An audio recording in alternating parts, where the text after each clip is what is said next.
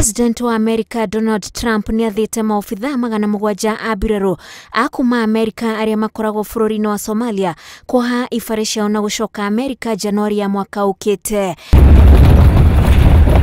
Mbirarũ icio ikoretwo igĩteithĩrĩria hanene harĩ kũgacĩrithia ũgitĩri na njĩra ya gũthomithia maofitha a mbirarũ iria ikoragwo bũrũri ũcio harĩ mathomo ma kũng'ethanĩra na itoi.